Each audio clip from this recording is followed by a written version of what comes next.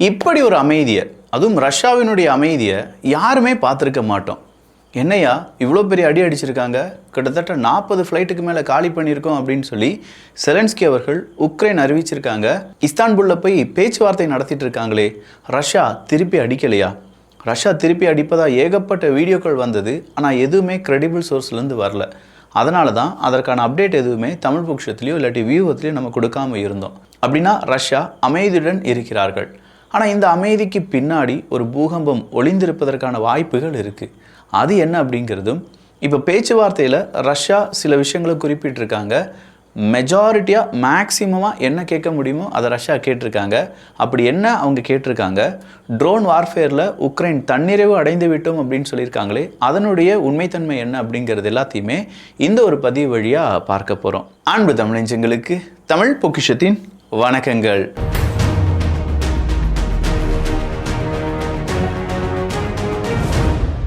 Schools எல்லாம் open பண்ணியிருப்பாங்க. But நம்ம வீட்டு குழந்தைகளுக்கு சின்னதாக ஒரு கிஃப்ட், அதுவும் பாக்ஸ், ஒன்றும் இல்லை 2 பாக்ஸ் அடங்கின கிஃப்ட் எப்படி இருக்கும்? ஒரு பாக்ஸுக்குள்ளே ஏகப்பட்ட பொருள் 299, இன்னொரு பாக்ஸுக்குள்ளேயும் அதே மாதிரி ஏகப்பட்ட பொருள் 399. இந்த காம்போ இந்த வீடியோனுடைய எண்டில் இருக்குது, வேணுங்கிறவங்க பார்த்துக்கோங்க, மிஸ் பண்ணிடாதீங்க. அட்லீஸ்ட் எவ்வளோ ஐட்டம் இருக்குது அப்படிங்கிறத பார்த்துட்டு நீங்கள் வீடியோவை க்ளோஸ் பண்ணிக்கோங்க.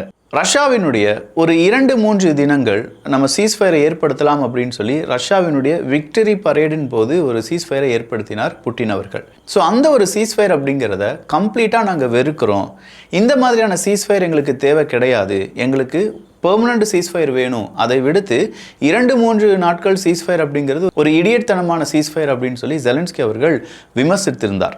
அப்போ ரஷ்யா சொல்கிறாங்க, உங்கள் இராணுவ வீரர்கள் ஏகப்பட்ட பேர் இறந்து கிடக்கிறாங்க, அதுவும் கிரே ஜோனில் இறந்து கிடக்கிறாங்க. அந்த கிரே ஜோனில் இறந்து கிடக்கக்கூடிய உடல்களை எடுப்பதற்கு அந்த 2-3 தினம் சீஸ்ஃபயரை நீங்கள் பயன்படுத்தியிருக்கலாம், நல்லடக்கம் செஞ்சுருக்கலாம் உங்களுடைய இராணுவ வீரர்களுடைய உடலை. அதை விடுத்து அது வேணவே வேணாம் அப்படின்னு சொல்கிறதும், போருக்காக மட்டும்தான் செலன்ஸ்கி அவர்கள் இப்போதும் இருந்து வருகிறார் அப்படிங்கிறதையும் மக்கள் புரிந்து கொள்ள வேண்டும். ஸோ மக்களுக்கு இங்கே ஒரு விஷயத்தை நாங்கள் உறுதியாக சொல்கிறோம், செலன்ஸ்கி அவர்களை பொறுத்த வரைக்கும் அவர் போர் அப்படிங்கிறத விரும்பி விட்டார். இனி அவரே நினைச்சாலும் அந்த போரை தடுக்க முடியாதுன்னு சொல்கிறாங்க. இதில் இன்னைக்கு ஐரோப்பிய ஒன்றிய நாடுகள், மேற்கத்திய நாடுகள் எல்லாருமே என்ன தெரியுமா சொல்கிறாங்க? பாருங்களேன், உக்ரைன் நமக்கு காண்பித்து கொடுத்து விட்டது, போர் புரிவதற்கான அந்த வில் பவர் அப்படின்னு சொல்லுவோம்ல, அவங்களால முடியும், நான் அடிப்பேன், நான் எந்திரிச்சு நிற்பேன் அப்படிங்கிறதுலாம் ஒரு வில் பவராக இருந்தது என்றால் அதை இப்போ உக்ரைன் நமக்கு காண்பித்து கொடுத்து விட்டார்கள். ரஷ்யாவை அடிப்பதற்கு வில்லிங்காக இருக்காங்க உக்ரைன், அதை செய்து காண்பித்தது உக்ரைன். எனவே நம்ம உக்ரைனுக்கான உதவிகளை செய்ய வேண்டும், உக்ரைனுக்கு என்னென்ன வகையில் நம்மளால் உதவிகள் செய்ய முடியுமோ அத்தனையும் செய்ய வேண்டும் அப்படின்னு சொல்லி ஓவராலாக இன்றைக்கி உக்ரைனுக்கான உதவிகளுக்கான பெரிய ஒரு கேம்பெயின் அப்படிங்கிறதே நடந்துச்சு. ஸோ இந்த கேம்பெயின்லாம் ஏன் நடக்குது அப்படின்னா, அடுத்ததாக ரஷ்யா அடிக்கும்போது ஒருவேளை அடிக்க ஸ்டார்ட் பண்ணிட்டாங்க அப்படின்னா எப்படி ஐரோப்பிய ஒன்றிய நாடுகள் உக்ரைனுக்கு உதவ போகிறாங்க அப்படிங்கிற ஒரு டவுட் இருந்துகிட்டே இருக்குல்ல, அந்த டவுட் எல்லாம் கிளியர் பண்ணுறதுக்காக இப்போவே அவங்க என்ன செய்ய ஆரம்பிச்சிட்டாங்க, அவங்களுடைய கேம்பெயின் அப்படிங்கிறதெல்லாம் ஸ்டார்ட் பண்ண ஆரம்பிச்சிட்டாங்க. இந்த நேரத்தில் இஸ்தான்புல்ல வச்சு ஒரு சீஸ்ஃபயர் ஒப்பந்தம் பேச்சுவார்த்தை நடைபெறுவதாக இருந்தது. ஸோ இதில் ரஷ்யா என்னெல்லாம் கேட்டிருப்பாங்க, ஏதாவது ஒரு ஐடியா இருக்கா?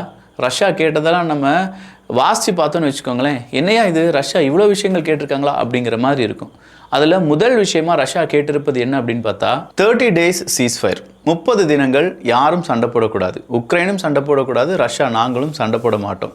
ஆனால் அதே நேரத்தில் டோன்ஸ்க், லுஹான்ஸ்க், கர்சன், சாப்ரோசேஷியா, இந்த டிபிஆர் ரீஜன் சொல்லுவோம்ல, டோன்ஸ்க், லுகான்ஸ்க், இந்த டோன்ஸ்க், லுகான்ஸ்க் அப்படிங்கிற ஏரியாவிலிருந்தும் கர்சன் பகுதியிலிருந்தும் சாப்ரோசேஷியா பகுதியிலிருந்தும் என்ன செஞ்சிடணும், எல்லாருமே அவங்கவுங்க படையை வாபஸ் வாங்கணும், அதாவது உக்ரைன் படையை வாபஸ் வாங்கணும் அப்படின்னு சொல்லியிருக்காங்க. ஸோ 30 days சீஸ்ஃபயர், அந்த 4 இடங்களை ரஷ்யா கையகப்படுத்தியிருக்காங்க. அந்த 4 இடங்களிலிருந்து கம்ப்ளீட்டாக அவங்களுடைய படையை வித்ட்ரா பண்ணணும். அடுத்ததாக கிரீமியா, டோன்பாஸ், கர்சன், சாப்ரோசேஷியா ஆப்லஸ்ட், இந்த 4 ரீஜியனும், கிரீமியாவாக இருக்கட்டும், இல்லாட்டி சாப்ரோசேஷியாவாக இருக்கட்டும், டோன்பாஸாக இருக்கட்டும், கர்சனாக இருக்கட்டும், இந்த 4 ஏரியாவும் ரஷ்யாவினுடையது தான். அதை யார் சம்மதிக்க வேண்டும்? உக்ரைன் சம்மதிக்க வேண்டும். சரியா போச்சு. என்னையா இது, இப்படி ஒரு சீஸ்ஃபயர் நடக்கிறதுக்கான வாய்ப்புகள் இருக்குது அப்படிங்கிறத 2வது பாயிண்ட்லேயே நம்மளால் பார்க்க முடியுது. 3வது பாயிண்ட் எடுத்துட்டிங்கன்னா அடாப்ட் நியூட்ராலிட்டி அப்படிங்கிறது தான். யார் பக்கமும் சாயாத ஒரு தன்மையை யார் எடுக்க வேண்டும்? உக்ரைன் எடுக்க வேண்டும். அதாவது நீ நேட்டோ பக்கமும் போக வேண்டாம், ரஷ்யா பக்கமும் போக வேண்டாம், யார் நியாயமாக இருக்காங்களோ அவங்க பக்கம் நில்லு, அப்படி இல்லைன்னா நியூட்ரலாக இரு. இதை ரஷ்யா சொல்லியிருக்காங்க. உக்ரைன் இதை கேட்பதற்கான வாய்ப்புகள் சுத்தமாக கிடையாது. 3 பாயிண்ட்டுமே தசு புசுன்னு இருக்கும்போது 4வது பாயிண்ட் எடுத்து பார்க்கும்போது எலெக்ஷன் அந்த ரிசல்ட் வர்றதுக்கு முன்னாடி எலெக்ஷனை நீங்கள் கண்டக்ட் பண்ணுங்கள். எலெக்ஷன் கண்டக்ட் பண்ண பிறகு தான் பீஸ் ட்ரீட்டியில் 2 நாடுகளும் கையெழுத்து போடுவாங்க.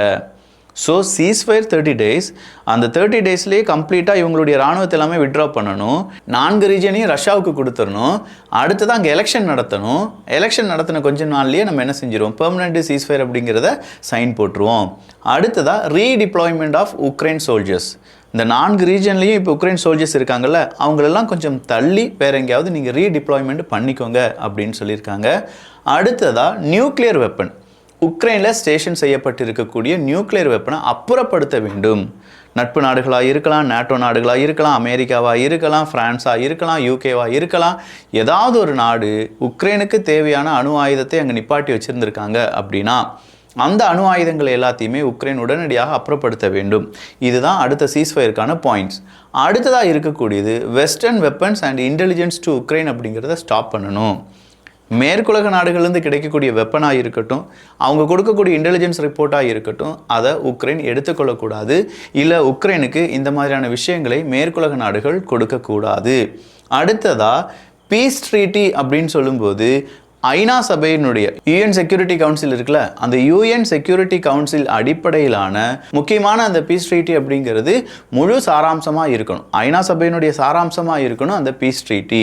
ஸோ தன்னிச்சையாக ரஷ்யா கேட்கல, என்னுடைய டேர்ம்ஸ் அண்ட் கண்டிஷனில் நீ பீஸ் ட்ரீட்டி உருவாக்கு அப்படின்னு சொல்லி கேட்கல. ஐநா சபையில் எந்த மாதிரியான பீஸ் ட்ரீட்டி இருக்கோ அந்த பீஸ் ட்ரீட்டியை நீ உருவாக்க வேண்டும் அப்படின்னு சொல்லியிருக்காங்க. அடுத்ததாக இருக்கக்கூடியது பொலிட்டிக்கல் பிரிசனர்ஸ் அப்படிங்கிறவங்கள ரிலீஸ் பண்ணணும். அதே மாதிரி மிலிட்ரி அண்ட் சிவிலியன் இண்டிவிஜுவல்ஸ் இருப்பாங்கல்ல, ஸோ பொலிட்டிக்கல் பிரிசனர்ஸாக இருக்கட்டும், மிலிட்ரி அப்படி இல்லைனா சிவிலியன் இண்டிவிஜுவல்ஸ் இருப்பாங்கல்ல, அவங்க எல்லாத்தையுமே ரிலீஸ் பண்ணணும். நாங்களும் என்ன செஞ்சிடறோம், ரிலீஸ் பண்ணிடுறோம் அப்படின்னு சொல்லியிருக்காங்க. Russia speakers, full rights for Russia speakers அப்படின்னு சொல்லியிருக்காங்க. ஸோ ரஷ்ய மொழியை பேசக்கூடிய நபர்கள் உக்ரைனில் இருப்பாங்கள்ல, அவங்களுக்கு கம்ப்ளீட் ஃப்ரீடம். அவங்க அந்த மொழியை பேசட்டும், அவங்க அந்த மொழியை பேசினாலும் எங்களுக்கு பிரச்சனை கிடையாது. ஸோ அவங்களுக்கு எதிராக உக்ரைன் எதுவும் செய்யக்கூடாது அப்படின்னு சொல்லி அதையும் ஒரு கண்டிஷனாக வச்சுருக்காங்க. அடுத்ததா இந்த யுத்தம் காரணமாக ரஷ்யா தான் எங்களுக்கு இந்த யுத்தத்தை நடத்தினாங்க, ரஷ்யா தான் இதற்கான இழப்பீடை வழங்க வேண்டும் அப்படிங்கிறதுல வெய்வர் அப்படிங்கிறத ரஷ்யாவுக்கு கொடுக்கணும். என்னையா இது ரஷ்யா ஒட்டுமொத்தமாக அவங்களுடைய ஜாதகத்தையும் அவங்க என்னெல்லாம் கேட்கக்கூடாதுன்னு நினச்சதோ அது எல்லாத்தையுமே கேட்டு வச்சு இதெல்லாம் சைன் பண்ணாதான் பீஸ் ட்ரீட்டி சீஸ்ஃபயர் அப்படிங்கிறது ரெடியாகும்னு சொல்லி ரஷ்யா சொல்லியிருக்காங்க. இதற்கு உக்ரைன் என்ன பதில் சொல்ல போகிறாங்க அப்படிங்கிறத நீங்களே புரிஞ்சுக்கோங்க. அப்போது இந்த சீஸ்ஃபயர் ரெடி ஆகலைன்னா யுத்தம் கண்டினியூ ஆகும். 1195வது நாளில் நான் சொல்கிறேன், இந்த யுத்தம் கண்டினியூ தான் ஆக போகுது. ஏன்னா உக்ரைன் ஆல்ரெடி சொல்லிட்டாங்க, கிரீமியாவை நாங்கள் விட்டு கொடுக்க மாட்டோம், 4 ரீஜனை நாங்கள் விட்டு கொடுக்க மாட்டோம். அப்படி விட்டு கொடுப்பதாக இருந்தது என்றால் கண்டிப்பாக இந்த யுத்தம் தொடரும் அப்படின்னு சொல்லி ஆல்ரெடி உக்ரைன் சொல்லிட்டாங்க. இப்போ அதுதான் நடந்திருக்கே தவிர இங்கே பெருசாக ஒரு மாற்றத்தை நம்மளால் பார்க்க முடியலை.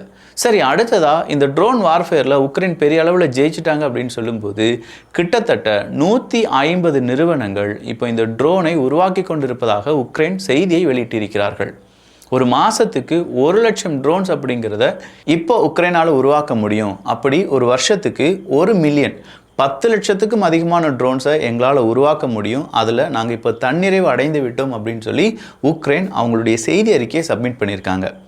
ஒர்க் ஷாப் அப்படிங்கிறத அடிக்கடி உக்ரைனுக்குள்ளே நிறைய பேர் கண்டக்ட் பண்ணுறாங்க. அதில் ட்ரோன்ஸ் அப்படிங்கிறது எப்படி தயாரிப்பது, அதை எப்படி ரிப்பேர் பண்ணுறது, இதுக்கெல்லாம் சின்ன சின்ன வயசுலேருந்தே இப்போ ப்ராக்டிஸ் அப்படிங்கிறதுலாம் கொடுத்துட்ருக்காங்களாம். ஸோ இந்த ட்ரைனிங்லாம் உக்ரைனில் இருக்கக்கூடிய நிறைய நபர்களுக்கு கிடைக்கும்போது ட்ரோன் அதை உற்பத்தி செய்வது, அதை சரிப்படுத்தி மறுபடியும் உபயோகிப்பது, இது எல்லாமே அதிகமாக போகிறது. ஸோ 10 லட்சம் ட்ரோன்ஸ் அப்படிங்கிறத ஒரு நாட்டால் உருவாக்க முடியுமா ஒரு வருஷத்தில் அப்படின்னு கேட்டால் கண்டிப்பாக உருவாக்க முடியும். ஆனால் இந்த இடத்துல ட்ரோன் வார்ஃபேர் அப்படிங்கிறது எந்த அளவுக்கு உக்ரைனுக்கு இம்பார்ட்டன்ட் அப்படிங்கிறத உக்ரைன் சொல்லியிருக்காங்கன்னா, இதுவரையிலும் ரஷ்யாவுக்கு நாங்கள் ஏற்படுத்தின இழப்புகளில் 80% இழப்புகள் ட்ரோன் வழியாக மட்டும்தான் ஏற்படுத்தியிருக்கோம். ஸோ அப்படிப்பட்ட இந்த ட்ரோன் வார்ஃபேரில் நாங்கள் ஜெயிக்கணும்னா ட்ரோனை நாங்கள் மேனுஃபேக்சர் பண்ணி தான் ஆகணும். கடைசியாக அவங்க இன்னொரு வார்த்தையை சொல்லியிருக்காங்க, 5 million FPV drones per year அப்படிங்கிறத எங்களால் ஈஸியாக அச்சீவ் பண்ண முடியும் அப்படின்னும், அதே மாதிரி 2025 மட்டுமே 20 new certified models of fibre optic drones அப்படிங்கிறது என்ன செஞ்சுருக்காங்க, டெவலப் பண்ணியிருக்காங்க உக்ரைனில் அப்படிங்கிறது தான். So fibre optic drones 20 new model approve பண்ணியிருக்காங்க அப்படிங்கிறது பெரிய விஷயம். அது மட்டும் இல்லாமல் வெளிநாடுகளில் இந்த இறக்குமதி செய்யக்கூடிய ட்ரோன்ஸை விட உள்நாட்டில் தயாரிக்கக்கூடிய ட்ரோன்ஸ் விலை ரொம்ப கம்மியாக இருக்குது. இதை எங்களுக்கு ஆஃபர் பண்ணவும் முடியும். அங்கே இருக்கக்கூடிய ரஷ்யாவினுடைய ஏவுகணைகள் பலதும் இதனால் தீக்கரையாக்கப்படுகின்றன. எனவே இந்த ட்ரோன் வார்ஃபேர், ட்ரோன் மேனுஃபேக்சரிங் அப்படிங்கிறத நாங்கள் பெருசாக செய்ய போகிறோம். இதுதான் உக்ரைனுடைய கடைசியாக வந்திருக்கக்கூடிய தகவல். ஸோ ரஷ்யா அவங்களுடைய பேச்சுவார்த்தையை நடத்திட்டு இருக்காங்க. ஒரு சைலண்டான ஒரு விஷயத்தை ஒரு உலக அரசியல் நம்ம பார்த்துட்ருக்கோம். ஆனால் இந்த சைலண்ட் ரொம்ப நாள் நீடிக்காது அப்படிங்கிறது நமக்கு தெரியும். உக்ரைனை பொறுத்த வரைக்கும் 2-3 தினங்கள் சீஸ்ஃபயர் அப்படிங்கிறதுலாம் முட்டாள்தனமானது. அதை புட்டின் அவர்கள் மட்டும்தான் எடுப்பார் அப்படின்னு சொல்லி நேரடியாக புட்டின் அவர்களை முட்டாள் அப்படின்னு சொல்லி திட்டாரு. புட்டின் அவர்களை பொறுத்த வரைக்கும் அடுத்ததாக உக்ரைனுக்கு எதிராக என்ன காய் நகரத்தில் செய்ய போகிறார் அப்படிங்கிறது இன்றளவு மர்மமாகத்தான் இருக்குது. ஸோ பார்க்கலாம். இதே மாதிரி ஏதாவது நிகழ்வுகள் நடக்கும்போது அது தமிழ் பட்சத்தில் பகிரப்படும். அப்படி இல்லை, நார்மலாக தான் எல்லா விஷயங்களும் மூவ் ஆகிட்டு இருக்கு அப்படின்னா அதை நாம் வியூகத்தில் கன்வெர்ட் பண்ணிடுவோம். வியூகத்தில் already Paris is not safe அப்படிங்கிற ஒரு வீடியோவை பதிவு பண்ணியிருந்தோம். பார்க்காத டிபி ட்ரூப்ஸ் தயவு செஞ்சு பார்த்துருங்க. 299 ரூபா காம்போ. இதில் ஒரு பென்சில் பாக்ஸ், சாதாரண பென்சில் பாக்ஸ் கிடையாதுங்க, கால்குலேட்டர் பென்சில் பாக்ஸ். அது கூடவே ஷார்ப்னர் வித் ஓப்பன் பட்டன் அப்படிங்கிறது இருக்கும். இது ஒரு பாக்ஸ் அப்படிங்கிறது கிடைக்கும். அதே மாதிரி அடுத்ததாக வேறொரு மெட்டல் பாக்ஸ். இந்த மெட்டல் பாக்ஸுக்குள்ளேயே ஒரு பென்சில், ஒரு இரேசர், ஒரு ஷார்ப்னர், ஒரு ஸ்கேல் அப்படிங்கிறது இன்பில்ட்டாக இருக்கும். இது இல்லாமல் 4 கார்ட்டூன் பென்சில் வித் இரேசர் அப்படிங்கிறத இந்த கார்ட்டூன் பென்சில் டிஃப்ரெண்ட்டாக ரொம்ப யூனிக்கான ஒரு விஷயம். அது இல்லாமல் ஆஸ்ட்ரோனட் ஷார்ப்னர் வித் 2 இரேசர்ஸ் அப்படிங்கிறது கிடைக்கும். இது இல்லாமல் ஒரு கேரக்டர் இரேசர் அப்படிங்கிறது வந்துடும். அது கூடவே மோட்டோ பென்சில் அப்படின்னு சொல்லுவாங்க. இதில் இருக்கக்கூடிய ஒவ்வொரு கலரில் இருக்கக்கூடியதும் ஒவ்வொரு பென்சில் தான். இந்த நிப்பை நம்ம சேஞ்ச் பண்ணி எடுத்துக்கலாம். இப்படி 4 பென்சில் கிடைக்கும். அது இல்லாமல் ஒரு மேஜிக் பென் அப்படிங்கிறதும் கிடைக்கும். இவ்வளவும் சேர்த்து 299. இல்லை, நம்ம வீட்டு குழந்தைகள் இன்னும் கொஞ்சம் பெருசாயிட்டாங்க, ஒரு லாக் இருக்கக்கூடிய ஒரு பாக்ஸ், அது கூடவே பின்பால் இருக்கிற மாதிரியான ஒரு கேம் ஸ்ட்ரக்சர் எல்லாமே இருக்கக்கூடியது வேணும் அப்படின்னா அதுவும் இருக்குது. ஒரு கார் ஷேப்டு பாக்ஸ், அதுக்குள்ளே இன்னொரு குட்டி கார் ஷேப்டு பாக்ஸ் அப்படிங்கிறது இருக்கும். இந்த ஒரு பென்சில் பாக்ஸ். அது இல்லாமல் பின்பால் விளையாடக்கூடிய பென்சில் பாக்ஸ் ப்ளஸ் இது வந்து ஒரு பாஸ்வேர்ட் ப்ரொடெக்டட் பாக்ஸ். அதுக்கான பாஸ்வேர்டு அப்படிங்கிறது ஒவ்வொரு பாக்ஸுக்கு பின்னாடி ஸ்டிக்கராக நாங்கள் ஒட்டியிருப்போம். இது இல்லாமல் 4 மோட்டோ பென்சில் அப்படிங்கிறதும் 4 கேரக்டர் பென்சில் அப்படிங்கிறதும் 30 centimetre foldable scale 1, unlimited pencil with eraser 1, magic pen 1, object eraser 1, glue stick 1, அது இல்லாமல் ஆஸ்ட்ரோனட் ஷார்ப்னர் வித் அது கூடவே 2 இரேசர்ஸ் அப்படிங்கிறதும் ஃப்ரீயாக கிடச்சிரும். இந்த காம்போ 399. ஒரு பாக்ஸுக்கே 250 ரூபாய்க்கு மேலே வருமே. எல்லாத்தையும் 299, 399 வேணுங்கிறவங்க வாங்கிக்கோங்க. வேணால் நீங்கள் இதுக்கு விலையை செக் பண்ணி பார்த்துக்கோங்க. டிஸ்கிரிப்ஷனில் லிங்க் இருக்குது. நல்லதை பகிர்ந்து ஷேர் பண்ணி நல்ல சமுதாயத்தை உருவாக்குவோம். நன்றி, வணக்கம்.